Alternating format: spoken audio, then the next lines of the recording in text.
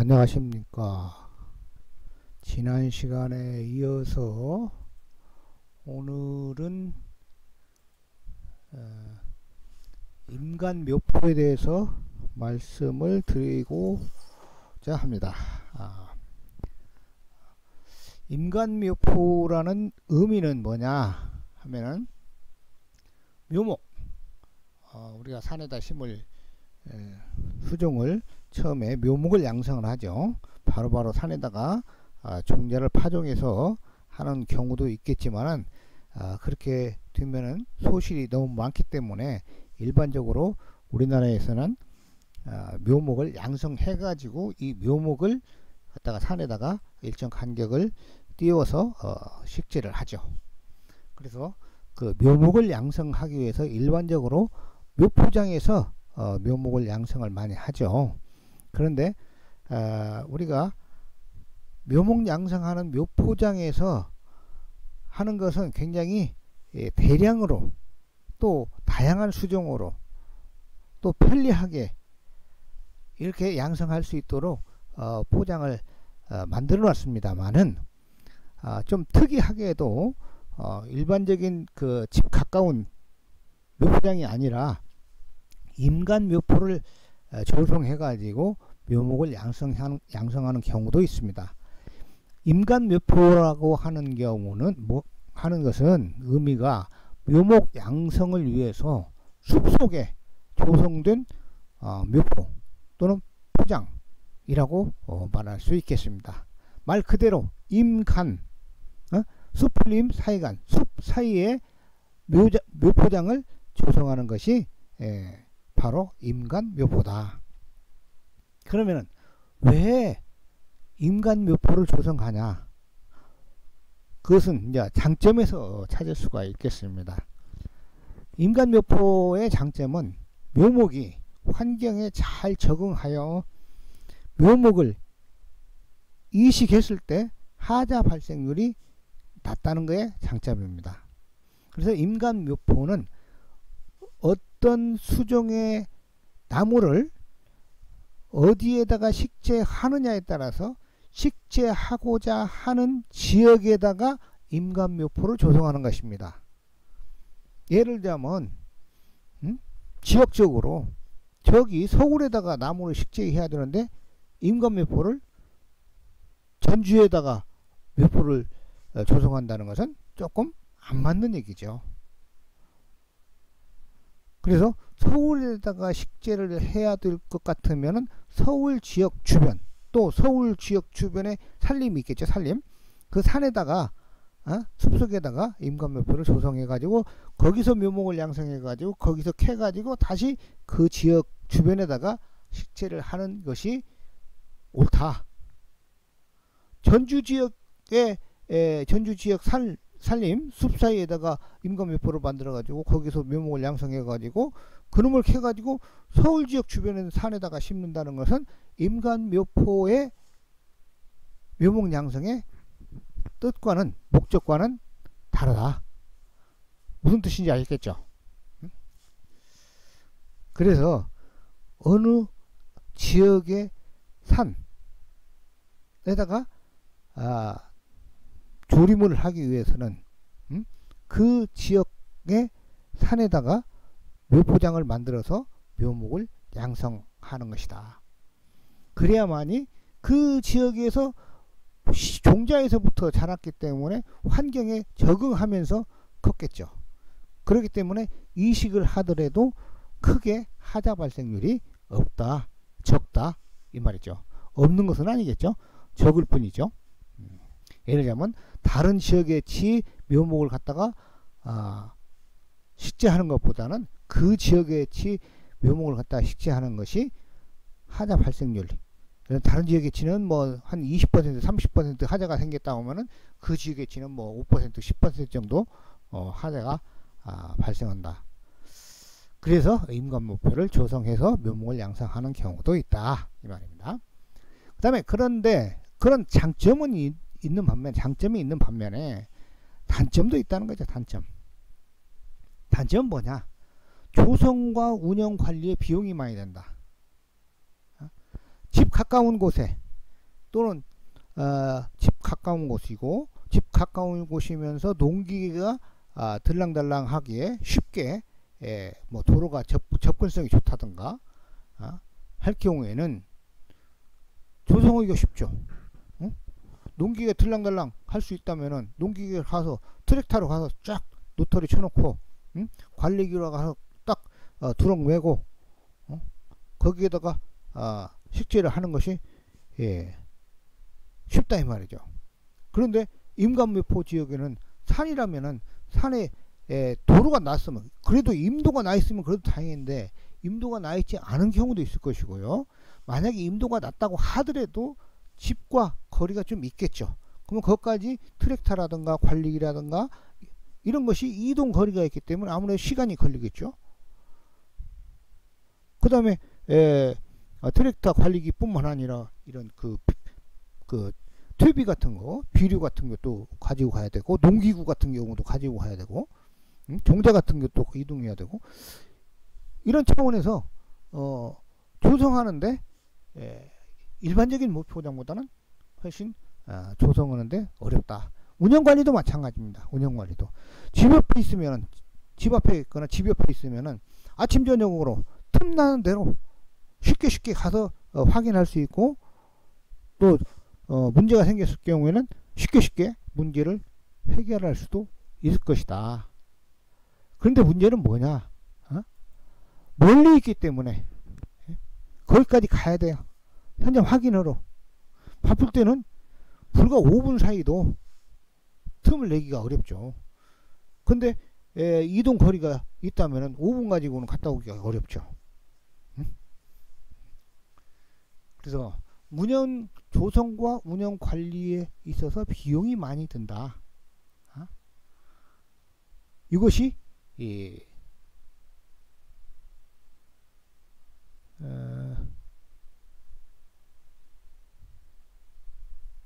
비용이 많이 든다는 것이 단점인데요.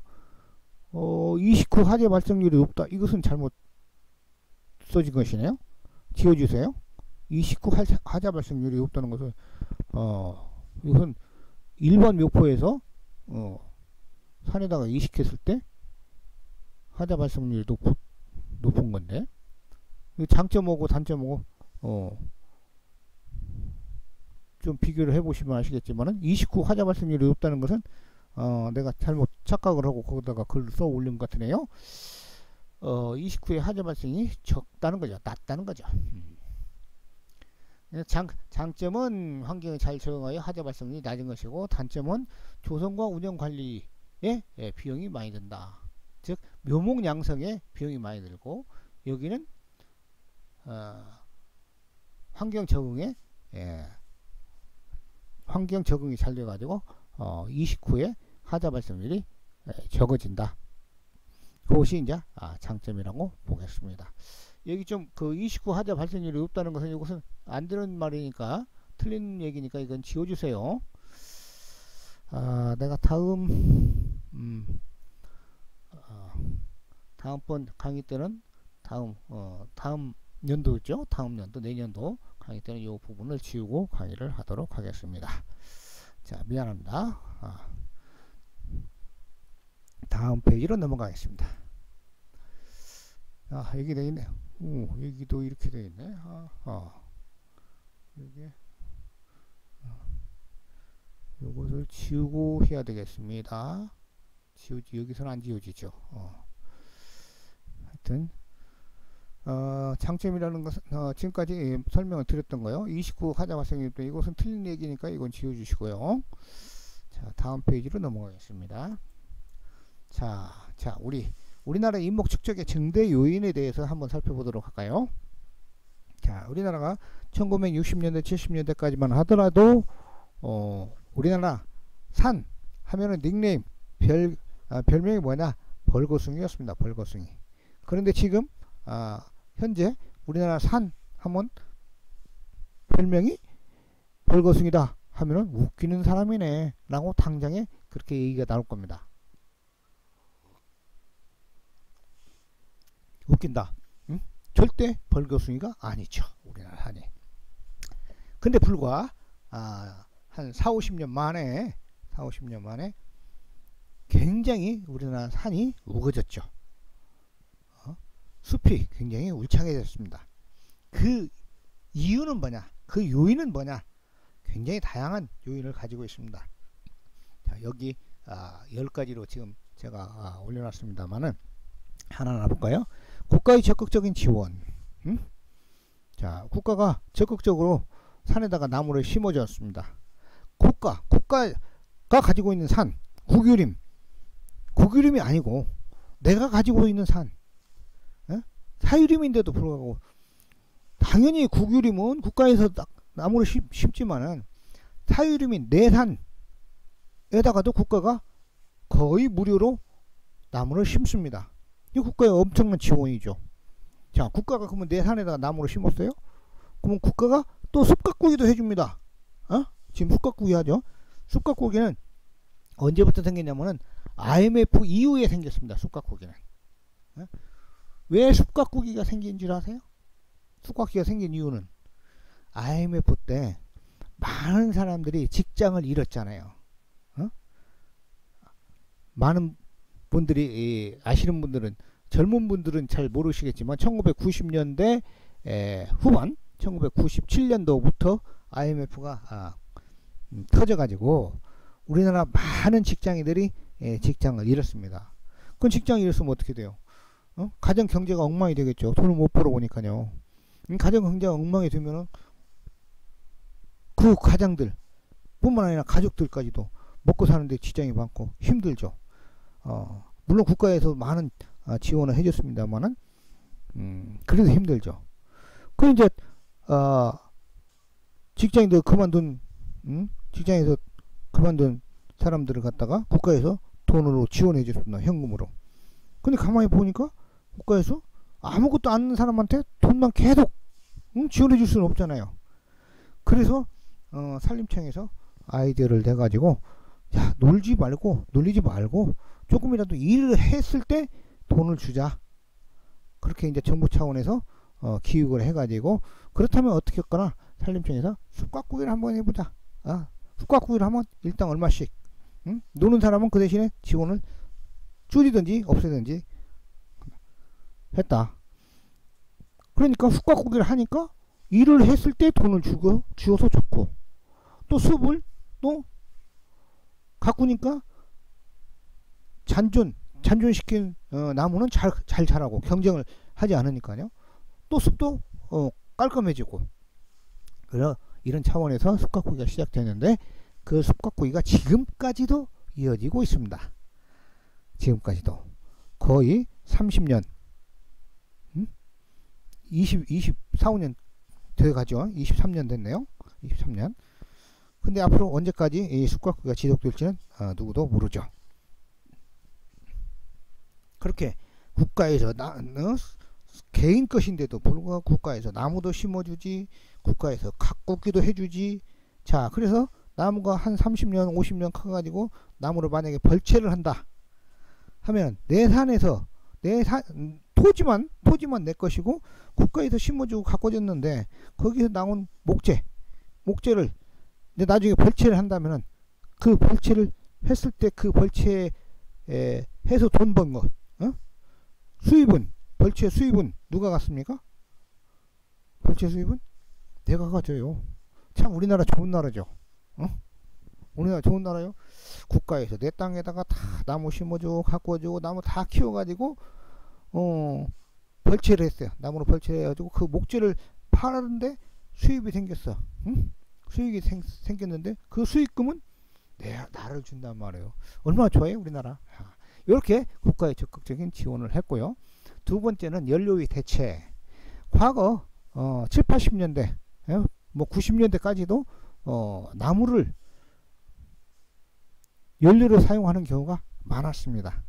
뭐 1960년대까지는 뭐 도시에서도 나무를 떼가지고 난방연료, 추사연료를 했습니다. 우리나라에서 주로 연료로 쓰는 것은 물론 이제 기업체 공장 가동이나 또 자동차 가동이나 이런 경우에는 이제 화석연료를 많이 썼습니다만은, 가정에서 쓰는 추사연료와 난방연료 같은 경우는 주로 나무를 이용했었습니다. 1960년대 70년대까지만 하더라도요. 80년대까지도 그랬을 거예요 아마. 이제 80년대까지는 그래도 도시에서는 이제 나무를 떼서 추사연료, 난방연료를 하기가 어렵죠. 도시가 또 그 인구가 집중화되고 하니까. 그런데도 시골에서는 아마 그랬을 겁니다. 그렇지만 이제 90년대 이후에는 시골에서도 난방연료, 추사연료를 나무를 떼는 경우가 거의 사라졌죠. 그럼 뭘로 뗐습니까? 화석연료로 뗐죠. 자, 취사는 뭘로? 가스레인지 있죠? 가스레인지. 예, 가스로. 그 다음에 난방은 석유, 등유, 석탄 이런 걸로 많이 했죠. 그러니까 연료가 시골에서도 나무를 쓸 일이 별로 없죠. 그러다 보니까 숲에서 산에서 나무를 벌채해 가지고 연료로 사용하지 않기 때문에 그만큼 나무가 연료재가 나무가 되지 않았기 때문에 나무 벌채를 안 쳐 산에서요. 그러다 보니까 숲이 우거지게 됐다. 그 다음에 세 번째로는 대체 산업의 발달. 이것은 뭐냐? 과거에는 목재로 만들었던 제품들을 현재 와서는 언젠가부터는 나무 대신에 플라스틱이라든가 철근이라든가 또는 뭐랄까 다른 제품들, 플라스틱, 철근 이제 주를 이루겠죠. 과거에 1960년대 70년대는 책상, 의자 이런 것들이 다 나무였습니다. 주로 나무였어요. 자, 집 짓는데도 시골에 기와집 지을 때 주로 나무를 쓰죠. 목재를 쓰죠. 근데 지금은 나무를 쓰지 않고 뭘로 써요? 다 플라스틱, 철근, 또 콘크리트 이런 걸로 쓰다 보니까 목재가 들어갈 일이 별로 없잖아요. 대체 산업이 발달되니까 재료가 목재가 아닌 걸로 다 대체가 되니까. 그 다음에 플라스틱 같은 경우 옛날에는요. 옛날에 대표적으로 봤을 때 구유라고 혹시 알는가 모르겠습니다. 지금은 뭐 축사 소 같은 경우를 뭐 집단으로 막 수십 마리 또 수백 마리 수천 마리 이렇게 집단으로 키우는데 과거에 뭐 50년대 60년대는 시골에서 각 집에 한두 마리씩 송아지 소를 키웠습니다. 소를 키울 때 소가 먹는 그 그릇, 소 먹이 그릇이 뭐였냐면은 나무로 구유라고 뭐 여러분들 아시겠죠? 여러분들은 이제 나이 드신 분들은 잘 아시겠고 젊은 분들은 모르실 분도 계실런가 모르겠는데 여러분들 얼굴을 내가 한 번도 본 적이 수업을 대면으로 한 번도 해본 적이 없기 때문에 연령층을 잘 모르겠습니다. 하여튼 연령이 많으신 분들은 구유를 잘 아실 거예요. 과거에 구유를 뭘로 나무 큰 통나무를 갖다가 그놈을 파내 가지고 큰 뭐 통이라고 통을 만들어 거기에다가 이제 소가 먹이는 소먹이를 이렇게 주었죠. 근데 지금은 그렇게 소먹이를 나무로 된 통나무로 된 구유가 거의 찾아볼 수가 없죠. 축사에서는 전부 다 콘크리트로 아니면 그 플라스틱으로 구유통을 쭉하니 만들어 가지고 소먹이를 주죠. 그것은 이제 극단적인 예고요. 여하튼 목재로 제품을 만들 것들을 목재가 아닌 다른 재료를 써서 제품을 만들어서 우리 실생활에 썼기 때문에 그만큼 목재가 많이 들어가지 않아도 되기 때문에 산에서 나무를 벌채할 필요가 없다. 그 다음에 네 번째로는 인건비가 상승했다. 인건비가 산에서 일하려면 다른 데서 일하는 것보다 훨씬 비싸요. 왜? 위험하니까. 그리고 인건비를 들여가지고 산에서 일해봤자 그 소득이 인건비 들어간 만큼 나오질 않는다 이 말이죠. 그렇기 때문에 산 일을 하지 않는다는 거죠. 물론 지금 벌채를 합니다. 지금은 벌채를 해요. 벌채를 하는데 지금은 좀 그래도 기계화 됐고 그렇기 때문에 산일을 하는데, 일단은 인건비가 20만원이다. 하루 20만원이다. 그러면 소득이 최소한도 20 몇만원은 돼야 누가 산에 가서 일을 하죠. 그렇지 않을 경우는 일을 안 한다 이 말이죠. 그 인건비 상승해서 산에서 일할 필요 없다. 그 다음에 다섯 번째는 값싼 수입목으로 대체. 자, 우리나라 숲이 우거졌다고 하지만 그래도 아주 큰 통나무가 필요한 경우에는 우리나라는 그렇게 큰 통나무로 쓸만한 목재 생산이 많이 되지 않기 때문에 외국에서 수입을 많이 합니다. 그래서 과거에 합판 공장도 우리나라 저희 군산에 합판 공장이 있었죠. 한국합판이라고. 근데 합판 공장을 운영하기 위해서 인도네시아에서 그 통나무를 수입을 했습니다. 그 수입을 했는데 지금은 합판으로 수입을 하죠. 합판으로. 왜? 인도네시아에서 가만히 생각하니까 통나무로 수출하는 것보다 합판으로 수출하는 것이 훨씬 더 부가가치가 높아가지고 비싸게 팔 수가 있죠. 그러면 이제 인도네시아 같은 경우는 이중으로 이익이다 이 말이에요. 통나무를 갖다가 가공할 때 인도네시아 사람들 쓰기 때문에 일자리 창출하고 또 비싸게 팔으니까 수익도 높고, 그렇기 때문에 인도네시아에서 아예 통나무를 가공을 해가지고 합판으로 팔기 때문에 우리나라에서 합판 공장이 없어지고 말았죠. 물론 지금 현재 통나무로 수입하는 경우는 인도네시아가 아니라 다른 나라에서 수입하는 경우가 대부분입니다.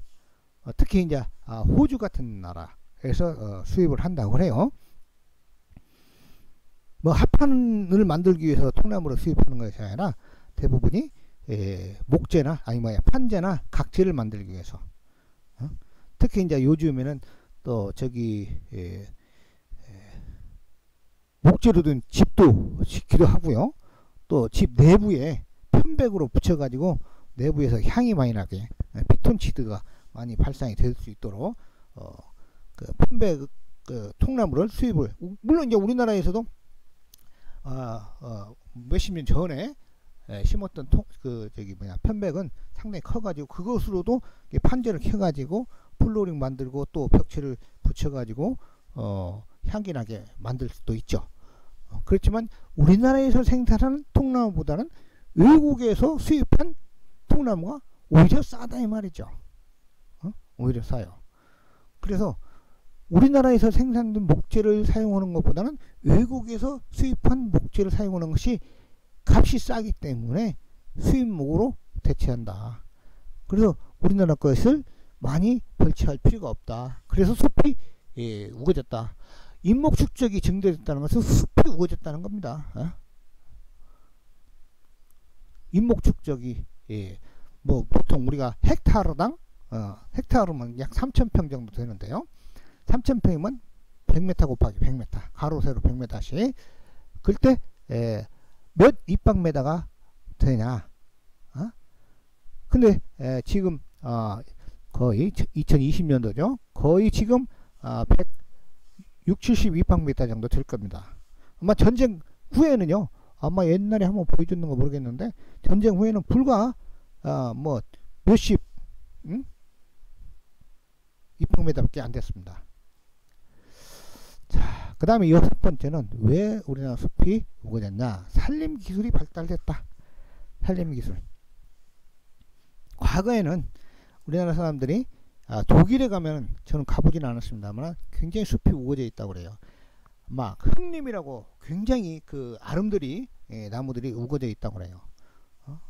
그래서 독일에 가서 많은 산림 기술을 배우고 했습니다. 우리나라 산림청에서 그쪽으로 파견을 시켜 가지고요. 그런데 지금은 그런 임학에 대한 기술이 계속 지속적으로 연구하고 또 많은 부분에 다양한 파트에서도 연구를 하고 하다 보니까 산림 기술이 다른 어느 나라보다도 빨리 발전이 됐다 이 말이죠. 특히 후진국들. 후진국들은 이 숲에 대해서 크게 관심이 없었기 때문에 산림 기술이 좀 뭐랄까 기술력이 떨어졌다고 볼 수가 있습니다. 근데 우리나라는 지속적으로 연구를 해왔기 때문에 산림 기술도 발달됐다. 그래서 지금은요 외국에서도 우리나라의 산림 기술을 배우러 옵니다. 실제로. 그래서 몇 년 전에 품종관리센터라고 해가지고 저기 그 충청북도 충주에 있죠. 충주 품종관리센터. 거기에서 이제 다른 볼일로 갔는데 우연히 갔는데 동남아 사람들이 왔더라고요. 거기 이제 품종을 품종 관리를 종자 이런 관리를 어떻게 하는가, 어떻게 보관하고, 어떻게 또 이제 거기에서 이제 품종도 이렇게 특허를 내줍니다. 특허를 개발을 해가지고 특허를 신청을 하면 그 다음에 저기 그 비슷한 시기에 구규 자연휴양림을 방문을 했는데 거기에는 우리나라 휴양림 구규 자연휴양림 관리소에서 우리나라 자연휴양림을 특히 구규 자연휴양림을 관리를 하죠. 거기를 볼 일이 있어서 갔는데 중국 사람들이 거기를 방문했더라고요. 어떻게 자연휴양림을 조성하고 어떻게 관리하는가를 배우기 위해서 또 도시림을 어떻게 조성하는가에 대해서 현지 견학 기술 뭐랄까 벤치마킹하러 온 거죠. 이같이 우리나라 산림 기술이 상당히 발달되어 있다. 그래서 특히 후진국에서 많이 배우러 오는 경우가 있더라. 그 다음에 7번째 국민의식의 변화라고 했어요. 국민의식의 변화. 과거에는 60년대 70년대만 하더라도 뭐 나무를 누가 베면은 베는갑다, 연료가 필요해서 나무를 베는갑다, 또 그렇지 않고 저 사람 불법을 저지르네 라고 생각하면서도 신고를 하지 않았습니다. 신고하려면 그때 당시 60년대 70년대만 하더라도 우리나라 전화가 그렇게 많이 보급되어 있지 않았어서요. 전화 한 집에 하나씩 전화가 생긴 것도 불과 몇십 년 안 됐어요. 1980년대부터 급격하게 우리나라 전화가 가정에 보급이 되기 시작했죠. 70년대까지만 하더라도 우리나라 전화가 그렇게 많이 보급되지 않았습니다. 그러면 신고를 하려면 전화로 해야죠. 그렇지 않으면은 신고를 받아주는 기관으로 가야 되는데 누가 귀찮으니까 기관까지 쫓아가면서 신고를 하겠습니까? 전화도 없는데 전화로 하면 또 쉬울란가 몰라도 그래. 그런데 지금은 누가 산에서 나무 벌치면 저 사람 불법 하고 있네? 불법 저지르고 있네? 그리고 눈으로 보고 그냥 지나갑니다. 지나가다가 그 사람이 안 보일 즈음 되면은 핸드폰 가지고 신고를 하는 거죠. 여기가 어딘데 지금 나무를 상당히 큰 나무를 벌치하고 있다. 여가 됐는가 안 됐는가 내가 모르지만은 한번 확인해 볼 필요가 있으니까 현장을 한번 방문해 주시오. 그러면은 가서 쉽게 볼 수가 있잖아요. 국민의식이 나무를 많이 베는 거에 대해서 굉장히 뭐랄까 안 좋게 생각하기 때문에 숲이 우거지는 것을 선호하기 때문에 이와 같이 국민의식이 변화가 됐다 이 말이죠. 신고할 수 있는 시스템도 좋아졌고요. 그래서 불법 벌채 신고를 쉽게 할 수 있기 때문에 누구도 쉽게 불법으로 벌채를 할 수가 없다 이 말입니다. 그 다음에 8번째는 국가의 지도자의 강력한 추진력. 국가 지도자의 강력한 추진력.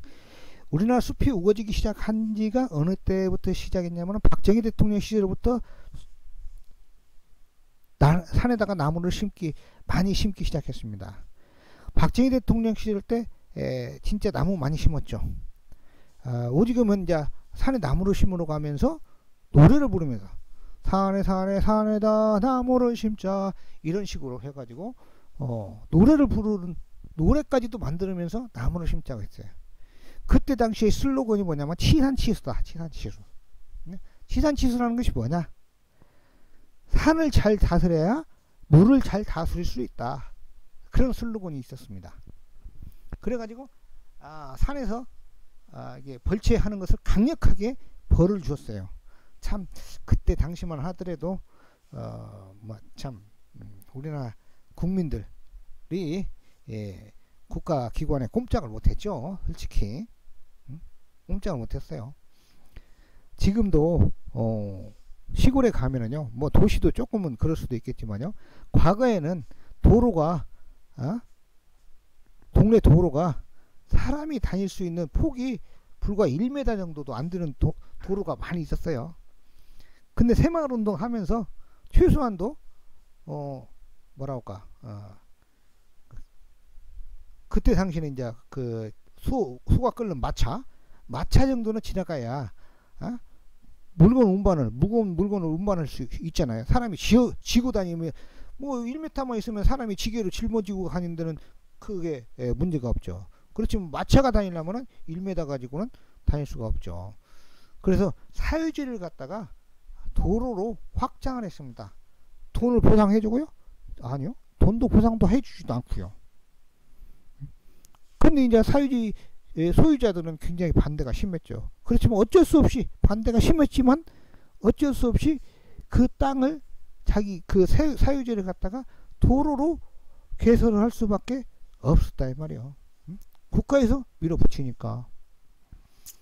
물론 산에다가 나무를 심는 것도 마찬가지였습니다. 아까 나무를 심으러 산에 가면서 노래 부른다고 했죠.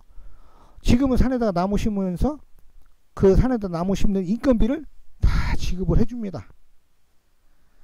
그런데 그때 당시만 하더라도 1960년대 70년대까지만 하더라도 한 집에 한 사람씩, 지금과 같이 시골에 노령 인구만 많이 있는 것이 아니라 60년대 70년대까지만 해도 농업 인구가 우리나라 인구의 절반 이상을 차지했을 거예요. 그래서 시골에 젊은이들이 상당히 많았죠. 그래서 한 집에 하나씩 뭐랄까 부역이라고도 하고 공역이라고도 하는데, 한 집에 한 명씩 차출해 가지고 그 사람들이 산에서 공짜로 인건비도 안 받고 가서 나무를 심었습니다. 이제 국가에서 막 몰아붙인 거죠.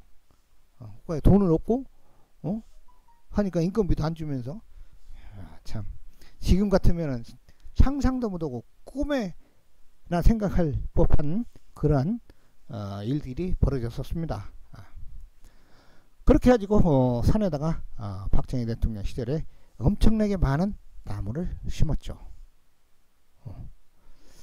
그리고 치산치수가 나왔는데, 자, 산에 나무가 없을 경우에는 산에 토사가 흘러서 내려오죠. 그럼 하천물이 조금만 비가 와더라도 쉽게 막 넘칩니다. 왜? 물을 흡수할 수 있는 그 시스템이 안 돼 있기 때문에. 물이 벌거숭이 같으면 비가 오면 그냥 조르르 하천으로 흘러내려요. 근데 지금은 숲이 우거져 있기 때문에 비가 오면은 나무 이파리, 나무 가지, 나무 수간, 그 다음에 하층식생, 풀이라든가, 그 다음에 낙엽, 이 5단계의 과정을 거치고 난 후에야 하천으로 흘러나온다 이 말이에요. 그래서 웬만큼 비가 와도 숲에 우거진 지역에서는 홍수가 나지 않는다. 그래서 치수, 물을 다스린다. 산을 다스리니까 물도 다스려진다. 그래서 치산치수라는 말이 사자성어로 나올 정도로 유명했습니다. 잠깐만요.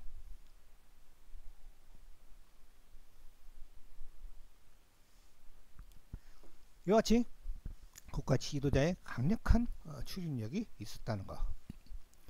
그 다음에 이제 9번째는 적절한 산림 정책 개발이라고 해서 적절한 산림 정책 개발. 자, 과거에 뭐 60년대, 70년대, 80년대, 90년대까지만 하더라도 주로 나무를 심자.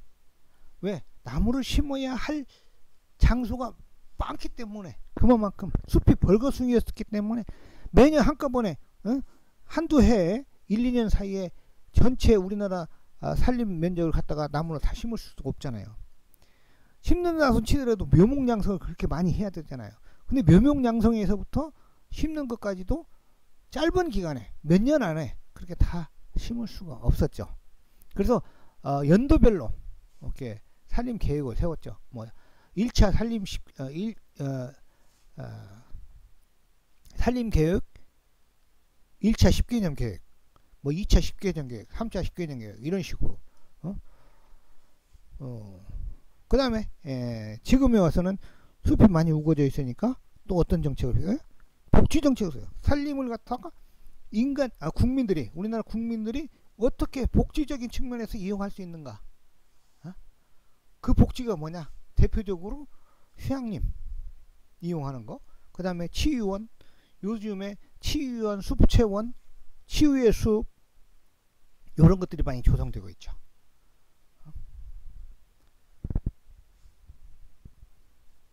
그 다음에 정책개발 심는 것도 있고, 또 뭐 육림 뒤에 나오네요. 어떻게 잘 가꾸느냐. 가꾸는 것도 지금 뭐 숲가꾸기가 있기는 있습니다만, 과거에는 육림문화라는 식목일도 있었고 육림문화도 있었고, 식목일 때는 10번 10번째하고 같이 있냐 9번째하고 같이 있냐 통합해서 말씀을 드리면요, 식목일 때는 막 식재를 하자고, 육림문화는 우리 국민들이 식목일에 비해서 육림문화는 잘 기억을 못할 건데, 지금은 육림문화이 없어지고 사느날이라는 것이 또 새로 제정이 됐습니다. 사느날. 근데 국민들은 별로 그렇게 관심이 없죠. 식목일도 요즘에는 그렇게 크게 관심이 없는 걸로 알고 있습니다. 식목일이 언제 이제 아시죠? 4월 5일이죠. 4월 5일. 과거에는 식목일날 공휴일이었어요. 공휴일.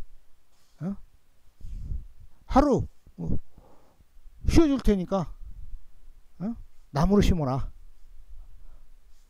그래갖고 공휴일이었는데, 지금은 나무 심을 일이 없으니까 공휴일에서 제외됐죠.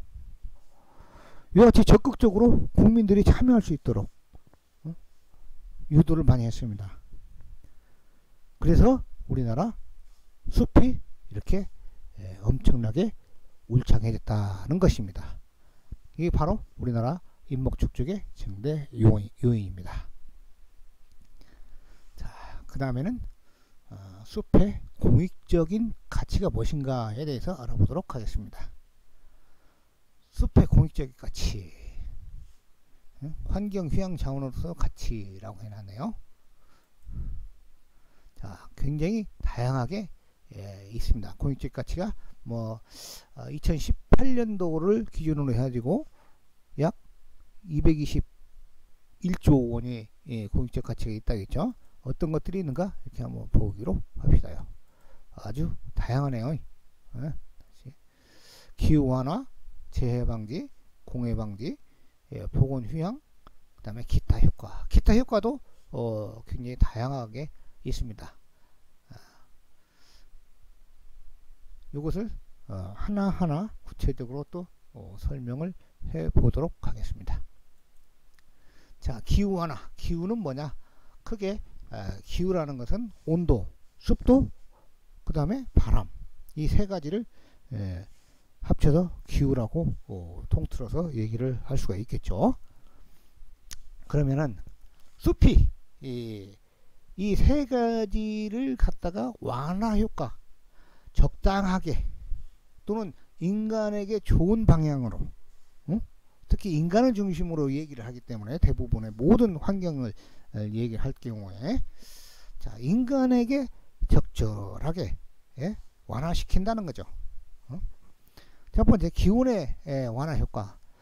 산림 유무에 따라서, 숲의 유무에 따라서, 숲이 있냐 없냐에 따라서 임내와 숲속과 나지, 임의 임의 온도 차이가 2, 3도 차이가 생긴다 라고 했는데, 때로는 평균적으로 2, 3도 차이가 난다고 할 수도 있겠지만 때로는 훨씬 더 크게 차이가 생깁니다. 훨씬 더. 옛날에 한 10여 년 됐나? 강남구청에 가면은요, 거기 그 옥상 녹화를 잘 해놨습니다. 옥상 녹화를 잘 했는데, 그 옥상 녹화를 해놓고 그 효과가 얼마나 큰가를 보려고 거기에다가 센서를 설치를 해놨다고 했더라고요. 센서를 옥상 녹화한 지역과 그렇지 않은 콘크리트 옥상과 두 개를 양쪽에다가 센서를 꽂아놓고 세워놓고 그 온도를 체크해 봤더니 거의 여름철에는요 10몇 도 이상 차이가 나더라고요. 10몇 도. 그만큼 식생이 온도를 이렇게 완화시킨다는 거죠. 잠깐만요.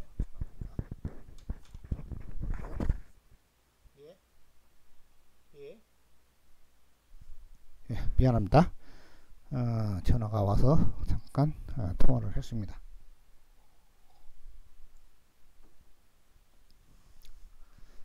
이와 같이 식생에 있냐 없냐에 따라서 온도 차이가 굉장히 커집니다. 근데 여기는 보통 뭐 임내와 낮의 온도 차이가 2, 3도 차이가 생긴다고 했는데 상황에 따라서는 그보다 훨씬 더 큰 차이를 나타낼 수 있다는 것이고요.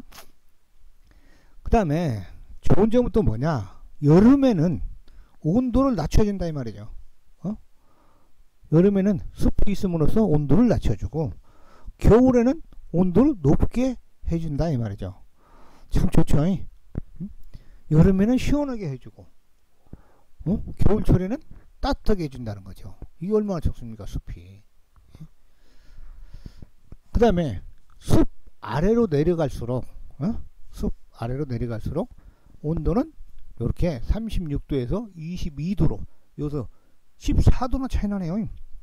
온도 차이를 나타낸다, 이렇게 변화가 된다 이 말이죠.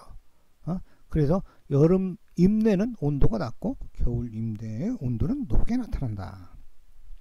다음 페이지 한번 잠깐 볼까요? 온도 변화를. 자, 이 사진, 그림을 보니까요, 여기 온도와 습도가 이렇게 표기되어 있는데요. 온도, 이제 여기가 임관인데요. 임관 밖이죠. 임관 밖. 이후에는 이제 태양이 있겠죠. 태양에서 내려주는 게 36도입니다. 36도. 근데 조금 내려오니까 35도, 그 조금 더 내려오니까 34도. 잠깐만요. 또 전화 오네요. 전화가 계속 와가지고 잠깐 멈췄습니다. 자, 이 그림에서 보는 바와 같이 온도가 이렇게 점차 밑으로 내려가면서 임관 밖에 36도씨였는데 임관 맨 아래는 32도씨였고 바로 지표면 위에는 22도씨까지 어마어마하게 14도나 차이가 날 정도로 온도가 낮아지고 있다는 모습을 볼 수가 있겠죠. 또 바로 뒤에 이어서 습도에 대해서 말씀을 드리겠습니다만, 어차피 그림에 나온 것을 한번 보고 얘기를 하도록 하죠. 습도는 온도와 반대로 여름철일 경우에 습도는 온도와 반대로, 자, 임외에는 33%인데 점차 내려갈수록 거의 임관은 큰 차이가 없습니다. 근데 지표면 바로 위에는 87%까지 올라가죠. 50% 이상 차이가 있다는 거죠. 그래서 지표면 아래 땅속에서 올라오는 수분이 이 임관으로 인해서 밖으로 배출되지 않는다는 것을 의미하고 있죠. 물론 이제 똑같은 임관이라고 하더라도 바람이 불 경우와 바람이 불지 않을 경우는 이 온도 습도의 차이는 좀 차이가 있겠죠. 바람이 불 경우에는 온도 차이나 습도 차이나 좀 적을 것이고, 바람이 안 불 경우에는 온도 차이나 습도 차이가 상당히 클 것으로 추측이 됩니다.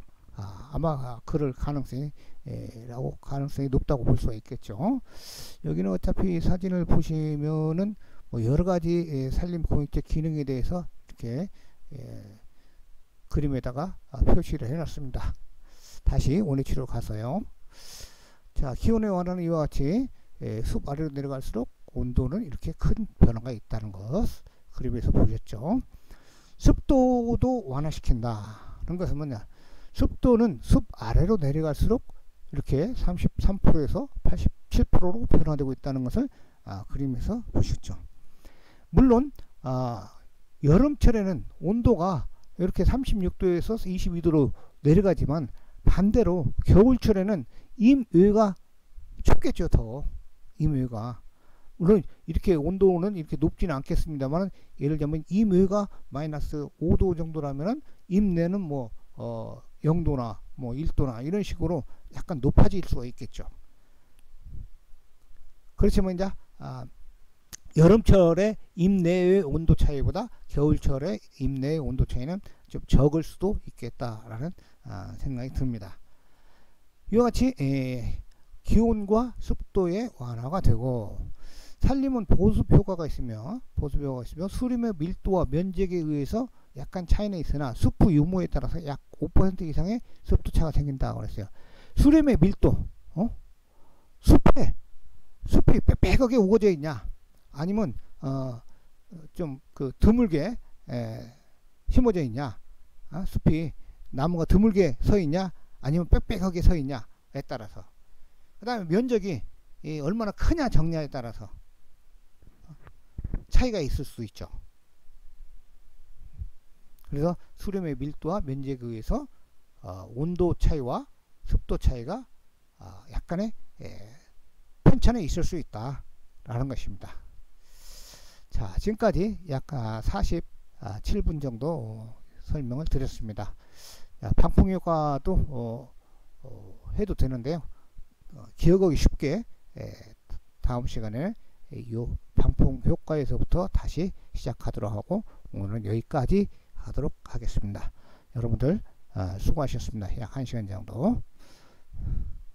다음 강의에 또 만나도록 하겠습니다. 안녕히 계십시오.